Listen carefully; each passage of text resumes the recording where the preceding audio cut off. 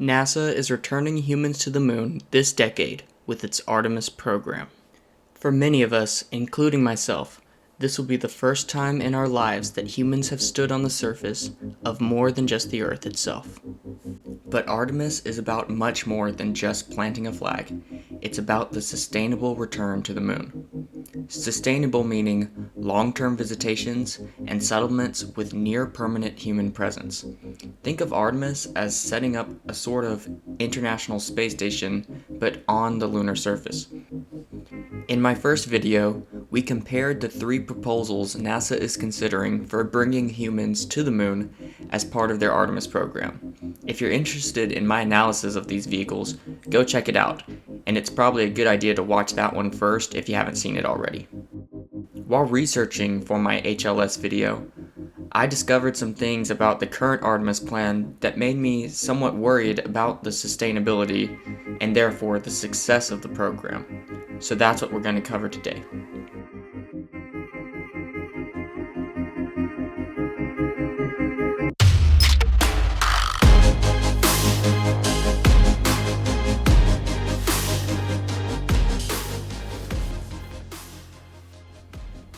So this video will have three main sections. In the first, we will examine the Artemis program as it is currently planned. Then, we will propose some realistic ideas for improving the sustainability of the Artemis program. And finally, we will compare the strengths and weaknesses of the current plan with some of the ideas we discuss. So let's start here. It has been 50 years since humans have been to the moon. And if Artemis isn't successful, like we all hope it will be, it could be another 50 years or more before humans decide to make a third attempt. A huge part of ensuring the longevity of a program is its political support, which Artemis currently has. But Apollo enjoyed political support too, until it didn't. So what makes some programs lose their support and others, such as the ISS program, keep it strong for so many years?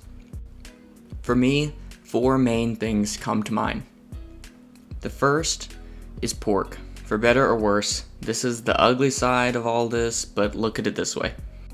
The government could be spending its money on a lot worse things than high-paying engineering and manufacturing jobs spread across the country.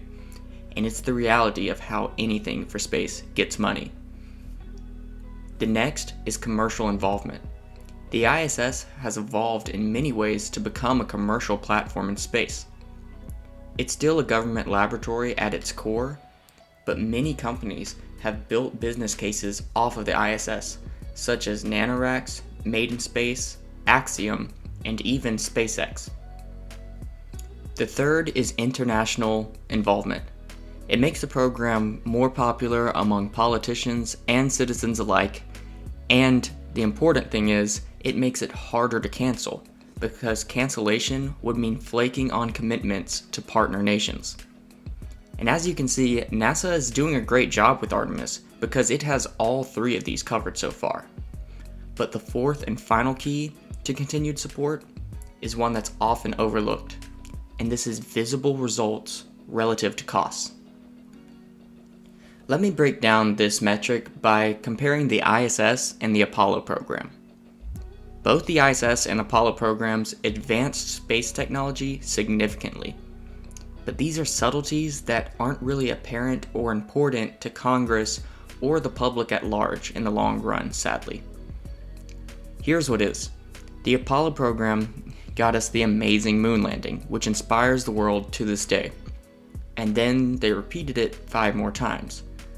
In total, humans spent just 12.5 days on the moon during Apollo. That's total, not conducting science or anything. 12.5 days. Over the course of the 1,279 days from the first landing to the final takeoff from the moon. That's less than 1% time usage for over $200 billion.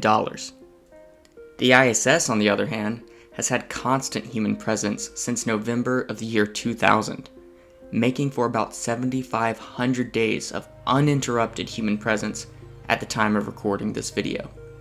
Not only that, the ISS has had more than 242 people stay on board from 19 different countries. That's more than 200 people, taking pictures, giving interviews, TED Talks, posting on social media, writing books, and countless other ways of spreading the story of the ISS program. Compare this to the 12 Apollo moonwalkers, all of which came from the same country. Now, this isn't even to mention that the ISS was built out of several dozens of launches and is still the focus of several launches a year from several launch vehicles from several nations to this very day, while Apollo only had 9 launches that went to the moon. Long story short, no one wants to be the Congress or the president who puts an end to a highly visible and successful program that only represents a fraction of an annual budget. This is how the ISS program has survived decades and countless administrations. So if the Apollo program, as incredible as it was, is a good example of a program that proved unsustainable, let's use that as a baseline to see how the current Artemis Plan compares. Artemis and Apollo have several peripheral launches that are very important and super cool to us space fans, but right now I'm focusing on the flagship missions of both.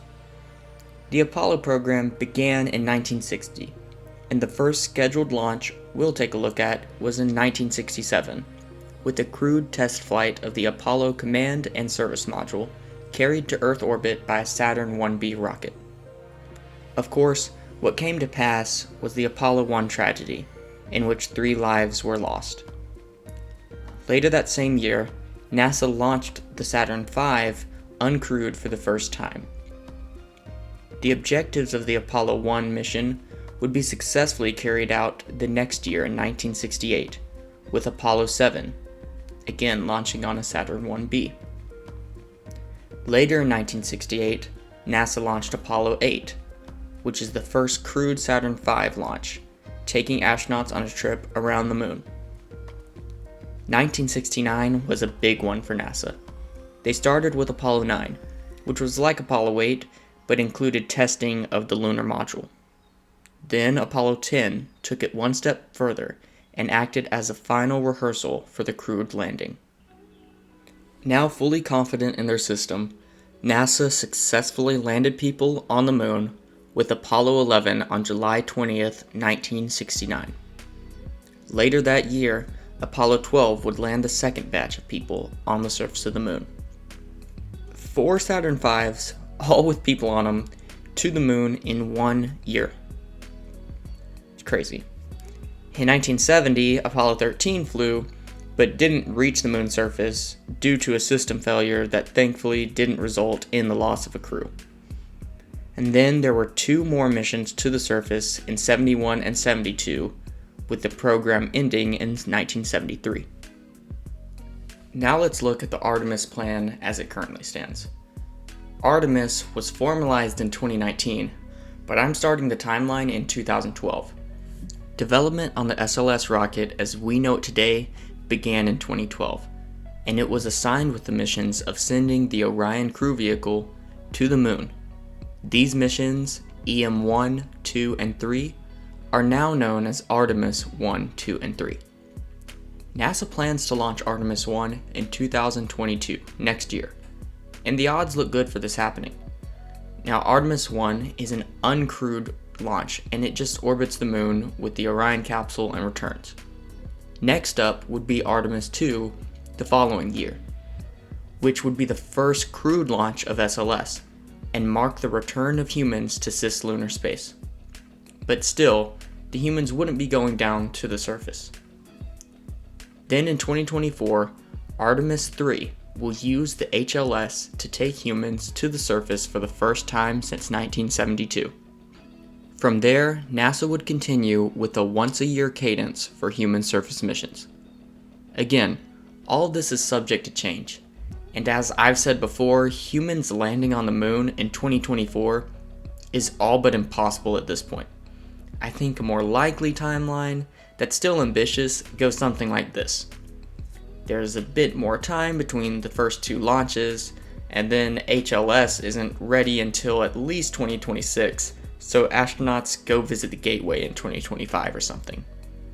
Regardless, I'm sure some differences have already stuck out to you. For one thing, Artemis has spent longer on development. NASA launched the Saturn V rocket and the Command and Service Module 7 years after the inception of Apollo, and would complete the trifecta of rocket, capsule, and lander in year 8. Artemis, on the other hand, is already in year 10, and we're still about a year away from the first launch of the rocket and capsule, and we haven't even down-selected which landers will be developed. But this isn't quite as bad as it seems, though, because Artemis has had way less funding than Apollo to work with, spending about $50 billion so far, while Apollo spent over $100 billion to get to a similar point. But to be completely fair, the development of Apollo was much more rigorous. They had to construct all of the infrastructure we're using to this day, even for the Artemis program, from the ground up. The launch pads, the science center, the test stands, all while developing multiple rockets that weren't built out of parts of previous rockets, one of which is more capable than even the SLS Block 1A. And they did this all at the dawn of rocket technology with no computers. But I digress. Another thing you'll notice is the pace of Apollo is faster, launching as many as 4 missions to the moon in 1 year, but averaging around 2. Artemis is aiming for a pace of about 1 landing per year. Now this too isn't as bad as it seems for Artemis at first glance, because it's important to keep in mind that the Artemis surface missions are going to be a lot more effective than the Apollo surface missions. The stays are going to be much longer, starting at about a week and growing from there, and they'll be bringing 4 astronauts down at a time after the first few missions, whereas the most Apollo missions stayed on the surface for 2 or 3 days, and of course could only bring 2 astronauts down. Later in the video, we'll actually do some hard number comparisons. Still, it's a little disappointing that 50 years later, we can't at least match the pace of Apollo. So what's holding us back? Well, there's no easy way to say this. It's the Space Launch System. Look, I'm not a mindless orange rocket bad drone, which there are a few, but at the same time, a lot of people in the space community have become overly protective of SLS because it does get a lot of criticism. But let's be honest here. The cost isn't great, and we'll cover that later, but it isn't the main concern. The cadence is. You see the once-a-year pace of Artemis missions? This is only because this is the most SLS can fly. Now there are talks that a 2 flight per year cadence is possible in the future, but regardless, 1 or 2 missions to the moon per year is quite a bottleneck, and the SLS is the cause of it. This means that even in a distant future, the most we could hope to see is like 8 people going to the moon each year for a few weeks at a time. That's cool for us space nerds, but I'm not sure 4 to 8 people per year qualifies as a sustainable human presence on the moon, which is the goal of Artemis. Furthermore, I fear that these results could subject Artemis to potential cancellation in the future. As I've mentioned, we need to avoid that fate as best we can. So, how do we improve that cadence and get more people to the moon? Well, if SLS could launch more than once per year, we could have more Artemis missions, but it can't. Of course, there are other rockets such as Falcon 9, Vulcan, Falcon Heavy, and so on that can launch with much higher cadences. So why don't we just use them? Well, we can't because there's only one capsule currently capable of supporting crewed missions to the moon, the Orion capsule, and it's just too much mass for even a Falcon Heavy to launch to the moon. The capsule actually isn't very heavy, but it has a service module that is ridiculously overweight and underpowered, but that's for another video. Well, that was a dead end. Seems like we're stuck with SLS's slow cadence because only it is capable of taking Orion to the moon, and Orion's our only ride. But what if it wasn't? Recently, NASA invested billions in developing 2 capsules capable of bringing humans to the ISS in low Earth orbit. NASA invested about $4.5 billion in Starliner and $2.6 billion in Crew Dragon. Right now, the only thing NASA gets out of these vehicles is astronaut delivery to the ISS, which is crucial, of course, since the shuttle's cancellation. However, the ISS is getting quite old and is frankly starting to fall apart, and it will likely not last into the 2030s. It would be wise if NASA leveraged their previous investment and got more out of the commercial crew program by investing a little extra in one or each of these capsules to make them capable of supporting human flights to the moon. NASA could also leverage the immense $23 billion investment into Orion and spread that knowledge and technology that they developed onto other vehicles. Basically, the Orion team could assist in upgrading Dragon and Starliner for lunar flights. So, my first suggestion to improve the sustainability of Artemis is to make a lunar commercial crew program. There is a reason NASA has modeled every program they can off of commercial crew and cargo. The CLPS moon landers, the HLS landers, lunar cargo delivery. Effectively, the only part of Artemis that is not done this way is human delivery to the moon via SLS and Orion. It's time to let lunar crew delivery be done the same way as everything else. Plus, it's great to have a backup. We want 2 HLS landers. We wanted 2 capsules to bring people to the ISS. Why not have 2 or 3 capsules to bring humans to the moon? But come on, you can't just make Starliner and Crew Dragon lunar capsules, right? I'm probably gonna ruffle some feathers here, but yeah, you can. I would even go as far as saying it's not that difficult, relative to space stuff, that is. Look, we have made lunar capsules before, over 50 years ago.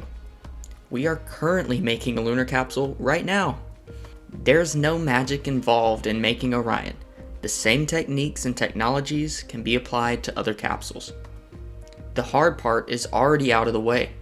Starliner and Crew Dragon are human-rated capsules that are capable of getting people through the atmosphere, keeping them alive in space, and throughout re-entry all the way to touchdown. The only changes needed are radiation shielding, additional electronic redundancies, bigger batteries. Again, this is not an unknown problem. It's a problem we know how to solve and have solved previously, and it's trivial compared to the work already done on these capsules. Garrett Reisman, a former NASA astronaut who now works at SpaceX directing crew operations, talked to Ars Technica about what it would take to upgrade Dragon for lunar flights. He said modifying the capsule would require some substantial but feasible changes to the spacecraft, including a new communications and navigation system, and he said that the heat shield and radiation changes would be, quote, straightforward and easy. The hardest part of this process would be that Dragon and Starliner will each need a service module capable of getting them in and out of lunar orbit. We'll be taking a deep dive into the service module bit in the next chapter. Of course, the vehicles launching these capsules would also need to be human-rated. And look, I'm really not trying to diminish the real effort it takes to human-rate rockets, but is this really such a huge impediment? The Falcon Heavy, which would launch the Crew Dragon, is a rocket with a 100% success rate that is literally comprised entirely of human-rated rockets that have flown people multiple times. ULA, who would fly Starliner, is human-rating a rocket right now and is known for their reliability. Are we so unmotivated to return to the moon that this is too much of a hurdle to attempt clearing? Now, you might say, look, I think all of this is possible, but upgrading the capsules to support lunar flight, creating service modules for each of them, and human rating a rocket would take years. And you're probably right. But here's the good part. We have years. It's only 2021. Humans aren't landing on the moon until at least 2026. That's 5 years right there. And who says a Lunar Dragon or Lunar Starliner need to be ready for the first surface mission? SLS could still take care of the first few as needed. Look at it this way. The commercial crew contracts were awarded to SpaceX and Boeing in 2014. Crew Dragon completed its first test flight 5 years later and brought humans to the ISS 6 years later. So if it took 6 years to build this capsule from the ground up, then 5 or so to add some modifications is perfectly reasonable. And I just want to add, Falcon Heavy lifted off for the first time 3 years ago. NASA could have and should have started a program like this earlier, but there's no time like the present. So let's iron out what these commercial lunar vehicles would look like. That way we're dealing with something a little more concrete. Let's start with the Crew Dragon since it's already operational and it's the easiest of the bunch to make work. The Crew Dragon vehicle has an interior volume of 9.3 cubic meters, a lot more than the 5.9 cubic meter interior of the Apollo capsule, so the size will not be an issue for carrying 4 astronauts. The Crew Dragon vehicle also has a trunk with solar panels on one side and radiators on the other. The trunk's interior is completely empty, designed for carrying unpressurized cargo to the space station. This is the perfect place to put our service module. But how big of a service module do we need? For this, we need to know how much energy, or delta V, our spacecraft must have to complete its mission. Since this capsule would be performing the same maneuvers as Orion, we know we need a delta V budget of at least 960 meters per second. That's 480 to enter lunar orbit and 480 to leave back to Earth. But of course, you always want a little extra in your tank, so 1,000 to 1,200 meters per second is probably the target here. Next, we need to decide what engine makes sense. For me, 2 came to mind. The first is SpaceX's very own Kestrel engine, the engine that powered the second stage of their first rocket, the Falcon 1. There are a few reasons it makes sense. For one, SpaceX likes to keep things in-house, and this is their own engine. It's already vacuum optimized, and it's a simple pressure-fed engine. It runs RP1 and liquid oxygen, so their pad is already outfitted for it, and it only weighs 52 kilograms. Now, the other option is a new kid on the block. Rocket Lab's Vacuum Rutherford, which powers their Electron's upper stage. This engine is a lot like the Kestrel, but with a better ISP of 343 seconds compared to the Kestrel's 317 seconds. Think of ISP as gas mileage. The more the better. Now, SpaceX did have plans to upgrade the Kestrel's ISP, but they abandoned this for Falcon 9 development instead. The Rutherford is also already vacuum optimized and uses RP1 as well, so again, no ground support issues. Both of these engines are small and fit inside the trunk with no issues, leaving plenty of room for tanks, but both also provide more than enough thrust. Now, I did all the math to figure out the right sized service module for these, but it doesn't really make for an entertaining YouTube video, so I'll spare you. But feel free to play around with an online delta V calculator for yourself. The Dragon capsule and its trunk weighs 12 tons, and a tank big enough to hold the fuel would be about 2 meters in diameter and 2 meters in height.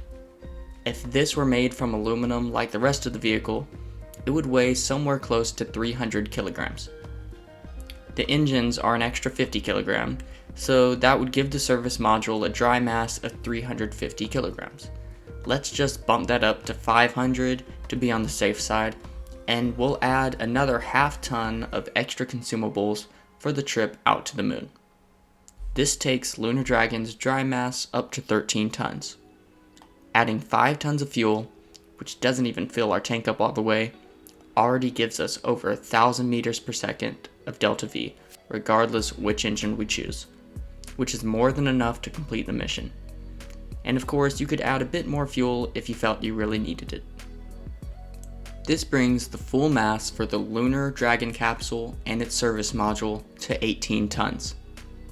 Falcon Heavy, when fully expended, can send anywhere from 18 to 22 tons to the moon, so this is no problem.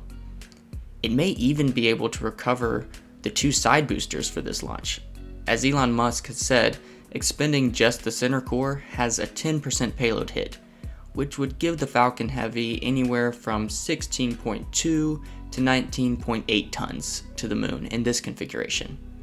It would be great for cost and cadence to spare 2 Falcon 9 boosters each launch if possible, but not entirely necessary. It's hard to estimate a price for this sort of mission, but we know that a Crew Dragon mission to the ISS is $220 million or $55 million per seat. Now that flies on a recovered Falcon 9 mission.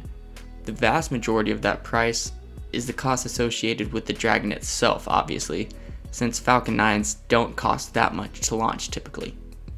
My guess is that this flight would cost no more than $400 million, or $100 million per seat to the moon.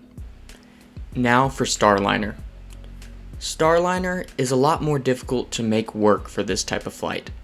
It's a bigger capsule with 11 cubic meters of space inside, so its dry mass alone is 13 tons. It also has a pre-existing service module with a dry mass of 4.5 tons, bringing the total mass up to 17.5 tons without any fuel. Now, having a pre-existing service module confines what we can change without needing a major redesign. The good news is, most of Starliner's service module is empty as it stands, so it has room for the extra fuel necessary for the lunar mission. You just need to fill that empty space with the extra tanks. But the service module's OMAC thrusters have a very low ISP of only 277 seconds.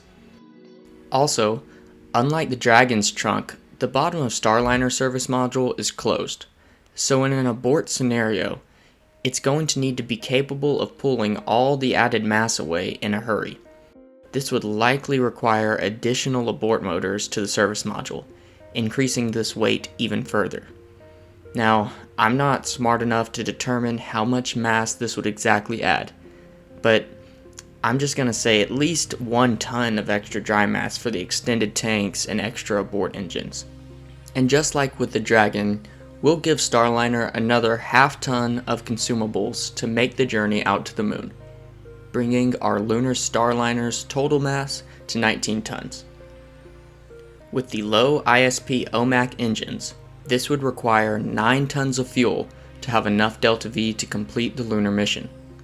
So the full mass of a Lunar Starliner would be around 28 tons, which is not great.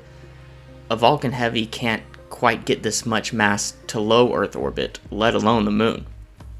But Starliner has a little known feature that could help it out.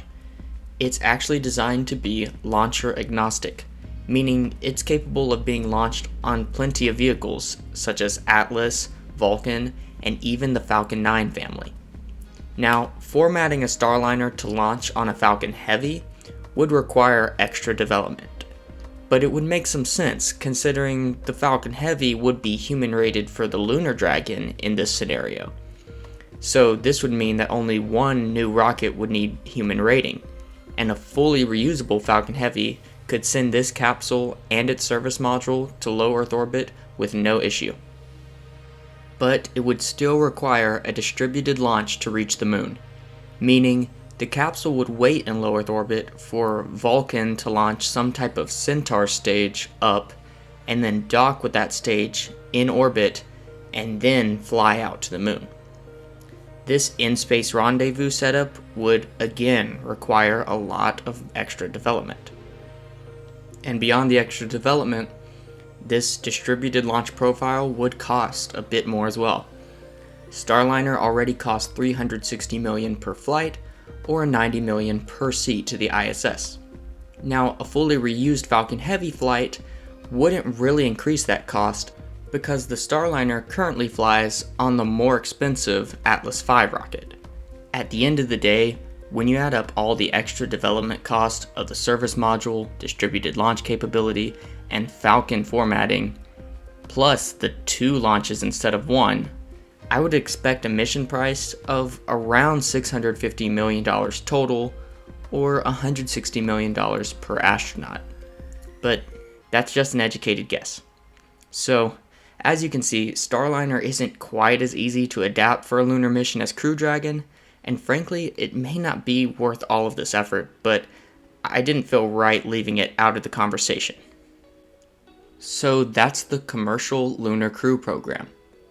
This, of course, could be expanded to any future human-rated space vehicles, such as the Dream Chaser, Starship, and rumored crew vehicles from Rocket Lab and Blue Origin. But there's one more way I can think of to get humans from Earth to the Moon, and it may just be the best option of them all.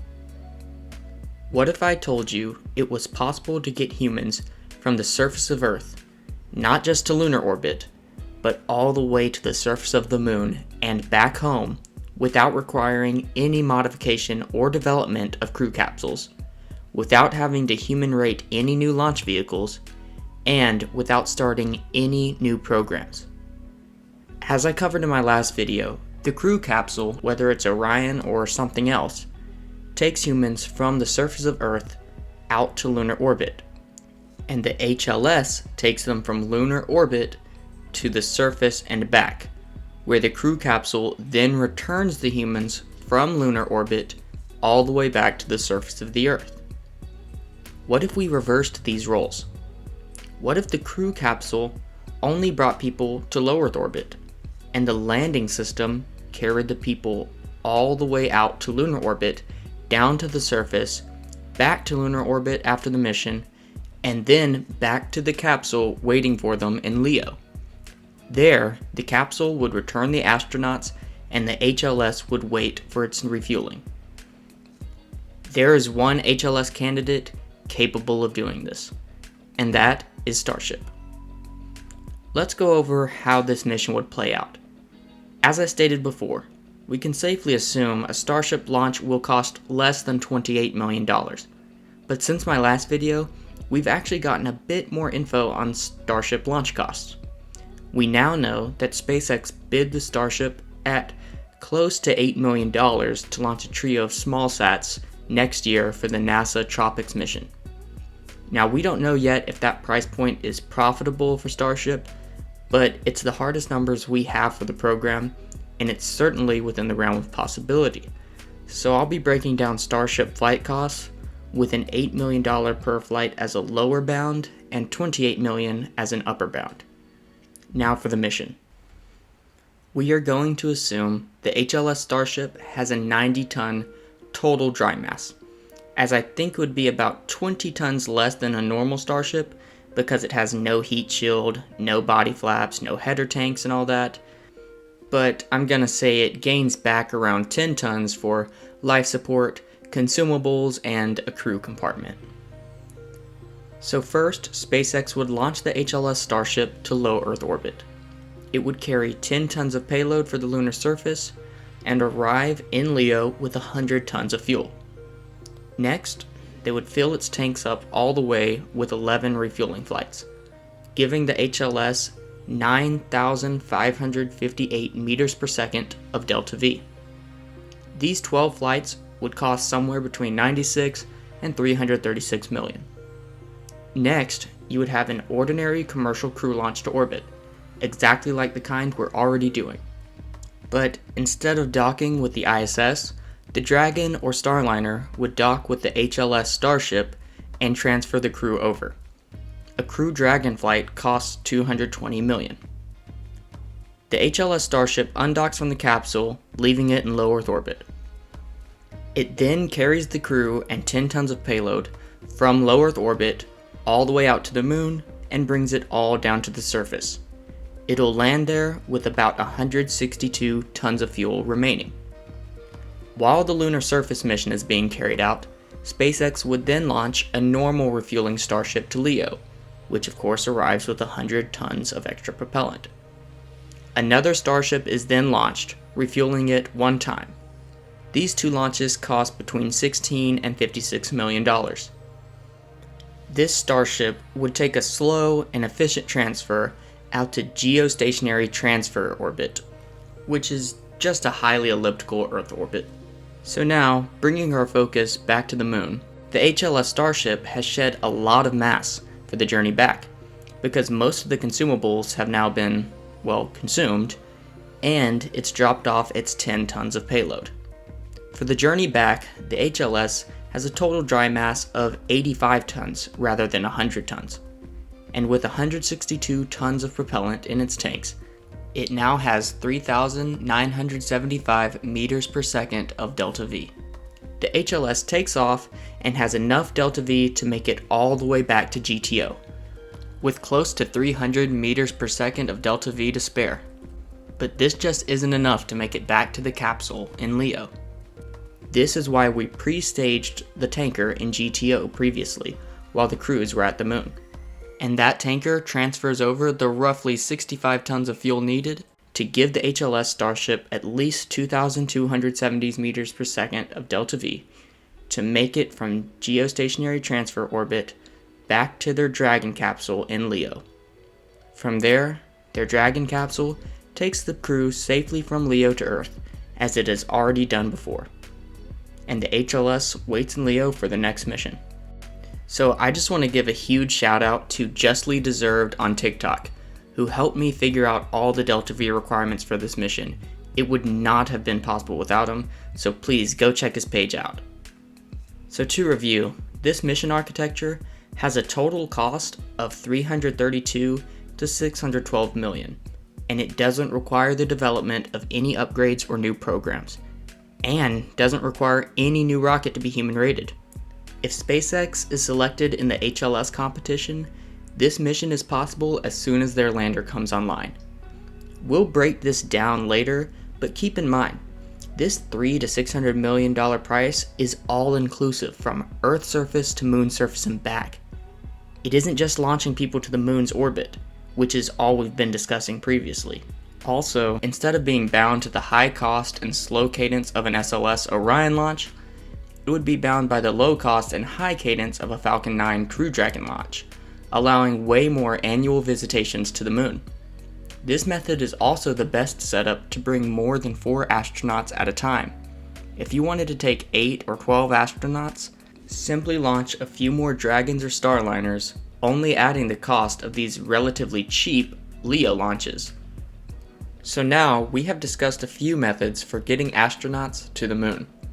We started with the current Artemis Plan, which uses the SLS rocket and Orion capsule to ferry astronauts to lunar orbit, where the HLS lander takes them down to the surface. And I came away very concerned that only bringing 4 to 8 astronauts per year may not qualify as sustainable. So next, we looked at a lunar commercial crew program, where a lunar modified Crew Dragon capsule flies to lunar orbit on a human-rated Falcon Heavy rocket, where the crew again takes the HLS lander down to the surface. This could greatly improve the cadence and cost of missions, but it requires additional funding to develop. Finally, we discussed using the HLS Starship to take astronauts from low Earth orbit to the surface of the moon and back, again drastically improving the cadence and cost while requiring no new funding or development. Now that we have some options, let's take a look to see how these different methods of delivering humans to the moon would impact the results of the Artemis project. But in order to compare these new ideas to the current SLS and Orion method, we must take a journey down a rabbit hole that all space fans try their best to avoid. What is the cost of an SLS mission? Well, to make a long story short, here it is. $1.46 billion to $2.7 billion per launch, according to the best of my research capabilities. The cost of SLS and how that compares to other rockets is a topic for a video all its own. But this is a rabbit hole that I'm afraid we will have to go down together, because I can't just throw a number out here without justifying it, especially when NASA themselves has put estimates out there as low as $876 million per launch. So if you take my word at face value and want to avoid this rabbit hole, feel free to skip forward to this time mark in the video. Alright, so the price of SLS isn't what this video is supposed to be about, but it will be important, so let's speed run how I arrived at this estimated cost. Here is the SLS rocket. From the top, we have the interim cryogenic propulsion stage, called the ICPS. Below that, we have the core stage. The core stage has 4 RS-25 engines on the bottom. And then there is a 5-segment SRB, or solid rocket booster, on either side. If we can find a cost for each part of the vehicle, we will find the total cost of the vehicle. So, starting with these 5-segment SRBs. According to NASA's Booster Element Office, the boosters for SLS cost $200 million each for the first 3 launches, but it is expected to cost $125 million each beyond that. So we're going to take the low number here and say that the pair of boosters cost $250 million. The contract for the production of SLS 5-segment SRBs is expected to be released shortly, so we'll find out for sure eventually. Now, moving on to the RS-25 engines. This one is a lot easier because we have the contract for their production. NASA paid Aerojet Rocketdyne $1.79 billion for 18 RS-25 engines, breaking down to $100 million per engine. Now again, there are 4 of these engines on the SLS, so that's $400 million each flight. Next, we have the core stage. Like with the SRBs, we are still waiting on the details of the production contract to be released. What we do know is the core stage is the backbone of the SLS vehicle, and required by far the most new development of any component. It is meant to be and expected to be the most expensive component, but right now we only have estimates. I got an estimate of between $500 and $800 million per unit from Big Mike on Twitter. If you don't follow him, you should check him out. He's a huge SLS fan, so I know his estimate isn't being unfair to the vehicle, and he is very knowledgeable on the subject matter. So let's take a number on the lower end and say the core stage costs $600 million each. Now, the last part of the launch vehicle is the ICPS. We do have a number for this piece. NASA paid $645 million to get 3 of these stages. Now, unlike the rest of the pieces I've covered so far, this cost does include the dev cost, but I can't find any numbers excluding that, and at the end of the day, they paid this for 3. So if we break it down, it's $215 million per ICPS, which brings the total marginal cost to $1,465 million. Which is kind of crazy because the Saturn V cost about $1.35 billion to launch in 2021 dollars, so it's pretty close. But that's just the marginal cost. I think it's also important to know what the total launch cost of a vehicle is, and that includes the development cost. Now, I know what you're saying. You can't just add the dev cost to the SLS, that's not fair. I disagree here. What people often don't consider is that all other rockets already have their dev cost built into their prices. The launch cost of a New Glenn or Electron or Falcon Heavy include the development cost. These companies must recoup that investment over the lifetime launches of the rocket, so the dev cost is built into the pricing for their launches. Also, just trust me, if you're an SLS fan, you're going to want development costs to be included once we compare these numbers to Apollo. From 2012 to 2021, the SLS has accrued a total of $24.5 billion in development cost. This is including the $1 billion in development the exploration upper stage has received, but this is excluding the $6 billion of ground support development and the $4 billion spent to develop the 5-segment SRBs for the Ares program, which are now being used on SLS. If all the SLS dev costs were to stop this year, and we amortized that cost over an optimistic 20 lifetime launches, enough launches to get us to 2040, this adds up to $1.23 billion per launch. Adding this to the marginal cost, we get a total of $2.7 billion per launch. If SLS launches less than 20 times, which if we're being honest is pretty likely, this cost becomes even worse. So that's how I get the $1.46 to $2.7 billion launch cost for the SLS. But let's spend a few moments longer in the rabbit hole. To estimate the cost of an Artemis launch, we would also need to include the payload, which is the Orion capsule and its European service module. Thankfully, for both of these items, we have the production contracts. NASA paid Lockheed Martin $4.6 billion for 6 Orion capsules, so they cost $766 million each. The European service module is made and paid for by Europe, but it still costs $200 million to produce. Now, these are the unit costs for both these items. Adding them to the unit cost of SLS launch vehicle gives us the marginal cost of a full Artemis launch, $2.4 billion. The marginal cost of launching a Saturn V and the Apollo Command and Service Module was a little less than $2 billion, making Apollo cheaper than Artemis if you exclude development costs. But now, just as we did with the SLS, let's amortize the cost of Orion's development over an optimistic 20-launch lifetime. The cost from 2006 to 2019, when Orion development finished, was $21.35 billion, which comes to an extra $1.06 billion per launch. So Orion and the European Service Module come out to about $1.9 billion per launch. Now, adding the total cost of an SLS launch and the total cost of the Orion and European Service Module payload gives us the total cost of launching astronauts on SLS and Orion for Artemis, $4.6 billion. Now, an Apollo mission, if you include the development cost for Saturn V and Apollo Command Module, is $5.43 billion. I told you dev cost is important. Well, we finally made it out. Now that we have the costs for these methods, we can finally get to the fun part.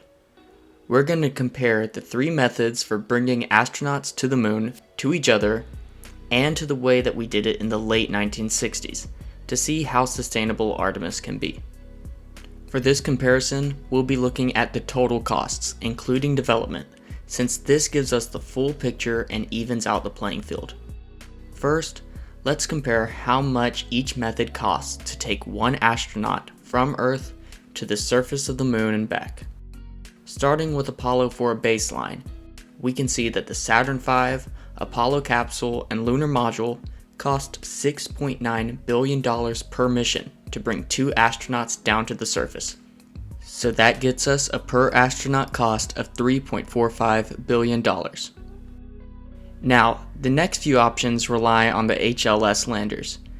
These landers are really early in development, and the only costs we know are the development costs and a predicted launch cost that I covered in my last video. So I'll be adding these and leaving the unit costs of the landers as variables.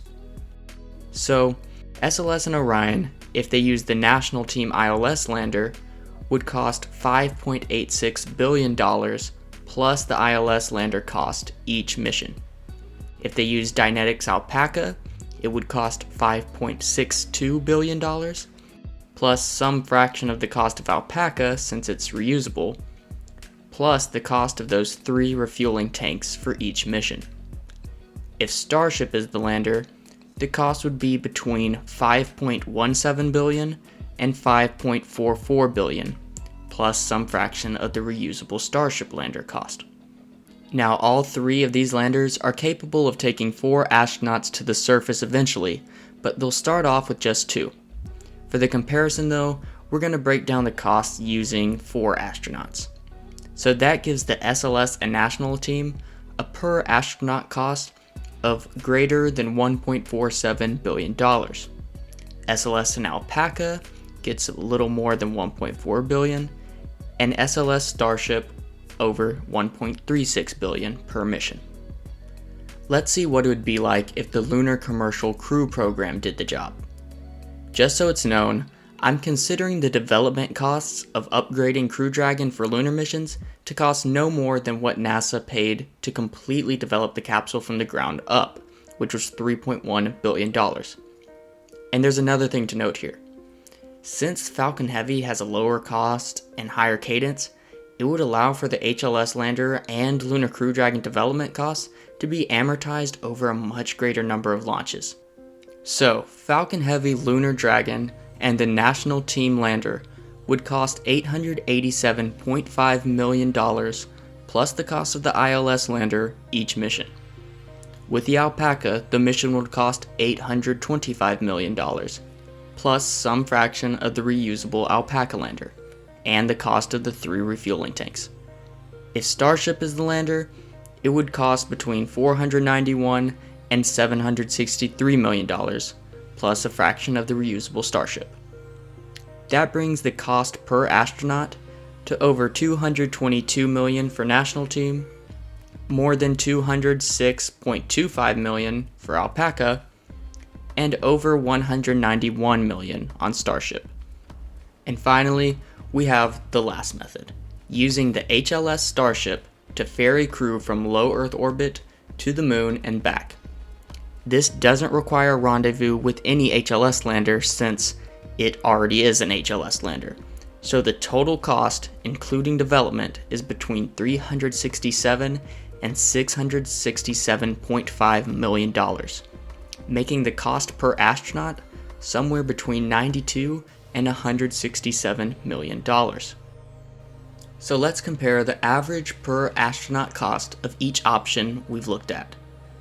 We have Apollo at $3.45 billion, SLS at more than $1.41 billion, Falcon Heavy at more than $206 million, and the Falcon 9 and HLS Starship at $129.5 million. So there are some pretty amazing differences here. The good news is that the current plan costs less than half of what Apollo cost per astronaut. But when you put it next to the commercial lunar crew option, it is around 7 times as expensive. And obviously, the Falcon 9 to HLS Starship method is shockingly cheap, at less than 1/10 the price of the current Artemis Plan. But we can make this comparison a little more detailed. So let's take a look at the cost per hour on the surface. The longest Apollo mission spent 75 hours on the moon. Compare that to the very first Artemis mission, which will more than double that at 168 hours. And the visits will only get longer from there. So let's compare the per hour cost of Apollo to our 3 Artemis options, performing a 3-week long stay. The Apollo mission cost of $6.9 billion divided by the 75 hours comes to $92 million per hour on the surface. The current SLS and Orion plan would cost about $11.3 million per hour. You can see how a long mission duration greatly improves cost. The commercial lunar crew Falcon Heavy would run about $1.6 million per hour, and the Falcon 9 HLS method at about $1 million per hour. And we're going to take this hourly rate one step further and find out what each mission costs per human hour. Now, what I mean by human hour is this. Apollo had 2 humans on the surface for 75 hours, so it had 150 human hours. A 3-week Artemis mission would have 4 humans on the surface for 504 hours, giving it a total of 2,016 human hours. This is a more accurate way to view the missions in terms of productivity, because more people means more science. The longest Apollo mission achieved a cost of $46 million per human hour on the moon. A 3-week Artemis mission sent by SLS would cost $2.83 million per human hour. The same stay sent by a Falcon Heavy Crew Dragon would cost around $408,000 per hour. And finally, the same 3-week stay, if sent by a Falcon 9 and HLS Starship, would cost about $250,000 per human hour. This is why it's so important to evaluate these options. While all options for Artemis outclass Apollo when you consider development costs and mission effectiveness due to the increased number of astronauts and increased mission duration, the Falcon Heavy Lunar Crew Dragon is 7 times as cost effective as SLS, and the Falcon 9 to HLS from low Earth orbit method is around 10 times more effective. Let's take a look at the difference this increased effectiveness makes over the course of the Artemis program. Here is the current plan for Artemis that we looked at in the beginning of the video. The only change I'm making here is that the HLS won't be ready by 2024, which NASA has already admitted. I'm going to place the first landing at 2026. And to keep it simple, this comparison will assume all 3 methods, SLS, Falcon Heavy Lunar Dragon, and Falcon 9 HLS Starship, would be ready by 2026. But as I've said earlier, while this is a feasible timeline for the 2 concepts, it's not necessary. If they aren't ready, you would just stick with SLS until they are. So, we're going to take the comparison from 2026 out to the year 2040. And here's why. It's a nice round date, of course, but it's also a presidential election year, and a year for a NASA decadal survey, where they decide what their focus will be for that decade. If Artemis makes it that far, 2040 will be a year it faces the most scrutiny and consideration for continuation or cancellation. For the current plan, at a cadence of 1 launch per year, SLS can take 2 people to the surface for the first 2 missions, and 4 people for the remaining 13 missions, at a cost of about $6 billion total per launch. That's the $5.7 billion for the total cost of SLS Orion and the HLS, including all their development, plus a $300 million estimate for the unit cost of the HLS lander. At $6 billion per launch, the 15 missions would have a total cost of $90 billion. These missions would bring 56 astronauts to the moon.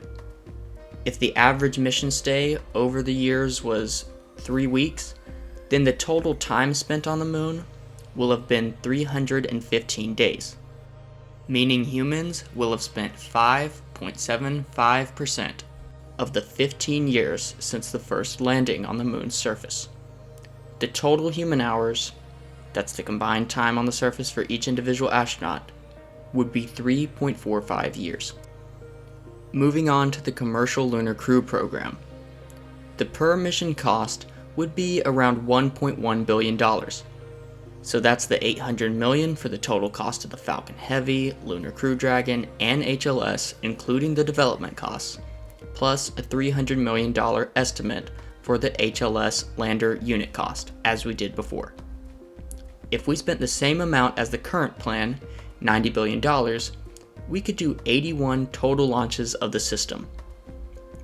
81 versus 15. Now, that only comes out to around 5 or so launches a year, which seems like a perfectly reasonable cadence for a Falcon Heavy, especially if they were able to recover both side boosters. 81 launches would bring a total of 320 astronauts to the lunar surface.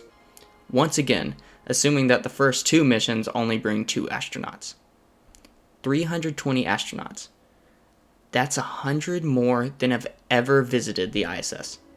The total time spent on the moon will have been 1,701 days, or over 4.5 years, meaning humans would be on the surface for 31% of the 15-year program. The total human hours on the moon would be equivalent to 18.6 years. And finally, we have the HLS Starship taking people to the moon from low Earth orbit, with the people launching on the Falcon 9.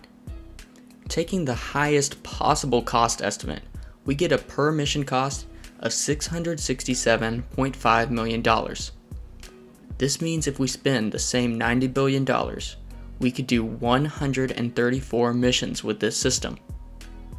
This comes to about 9 missions per year, which Falcon 9 is capable of, but these are human launches we're talking about. Still, they're only launches to low Earth orbit with full first stage recovery. SpaceX is already set to do 4 of these missions in a 12-month period as we speak. With some more boosters and capsules, 9 flights per year should be possible.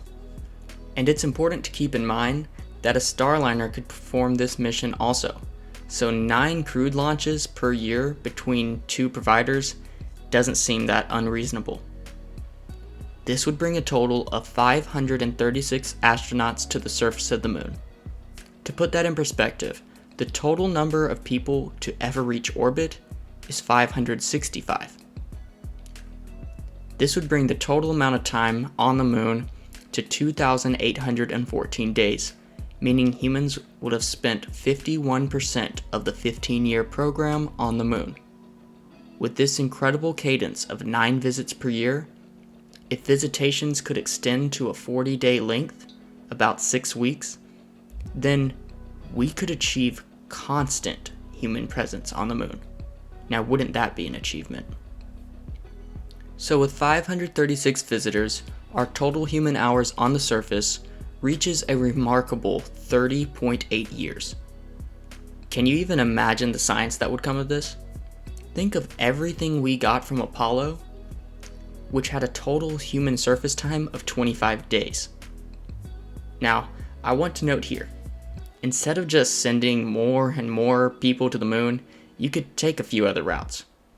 The cheaper per mission cost allows you to spend more money on other parts of the program, such as science experiments, lunar habitats or vehicles, and all sorts of things. Or you could just pocket that money and keep the program at a modest cost, performing the same functions for way less money, allowing the program to stay lean and avoid cancellation. Either way, more results for less money gives NASA flexibility to do as they determine.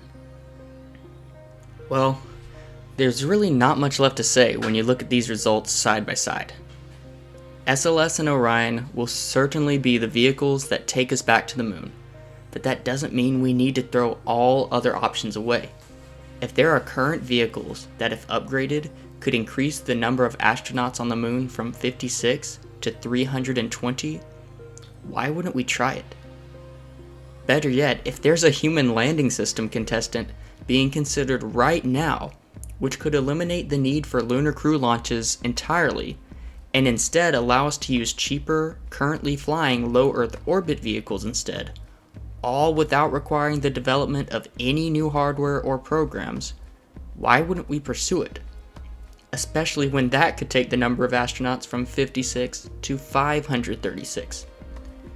To conclude my thoughts on this comparison, the current Artemis Plan is not awful, and it's certainly more sustainable than Apollo. But in the year 2040, when they gather to review the program and consider its future, if they look back and see that they spent $90 billion to send 56 people to the moon, a cost of $1.6 billion per person, would they call it quits? I would certainly hope not, but who's to say? However, if they look back and see that they spent $90 billion to bring 536 people to the moon at a cost of just $168 million per person, I believe continuation becomes the obvious path. So, the meat of this video is now over, and I'm just going to go over some of my final personal thoughts. But first, I want to thank everyone for tuning in and for being so patient while I got this video out. It was a lot longer than I expected, and I didn't even cover all the possible improvements I thought of, so there may be another improving Artemis video down the road.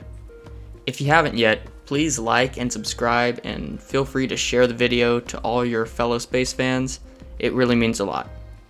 Let me start by saying I'm really not an SLS hater, but I'm not ashamed to admit that I'm not the biggest fan of it either. One day I'm gonna make a video clarifying all my thoughts on the rocket because it's just too much to get into right now. But criticizing SLS doesn't automatically make you some Musk-worshipping fanboy. Team Space can't just become a shield against any and all criticism of certain rockets. The one response you always hear when suggesting replacements for SLS is, the SLS is the only rocket capable of bringing us back to the moon. My response to that is, only if we choose to let it be. And I hope this video has shown you why. Sure, if we decide to ignore all other possibilities and not fund anything else, of course it's going to be the only way. Now, on the opposite side, there are people out there who might watch this video and say, why are you paying so much attention to Crew Dragon and Falcon Heavy and Falcon 9? Starship is coming online soon, so just launch the people on Starship, it'll be cheaper and it can bring way more people. Now trust me, the moment Starship is reliably launching and landing humans, you won't find me standing in the way of us using it. But here's the thing, it's not there yet, and we don't know how long it will be before it is. Even if it's just a few years, guess what? Falcon Heavy and Crew Dragon are flying right now. We can't just not use the tools we have at our disposal because there's a shiny new tool further in the pipeline. The discussion seems to devolve into a false dichotomy of, let's use only what we have today and only in this one particular way, or let's not use any tools we have today and wait for this better tool that's coming out soon. I think an ideal progression would be to continue with SLS and Orion, select Alpaca and Starship as the HLS landers, and starting this year, begin the commercial Lunar Crew Program to human rate Falcon Heavy and develop the Lunar Crew Dragon.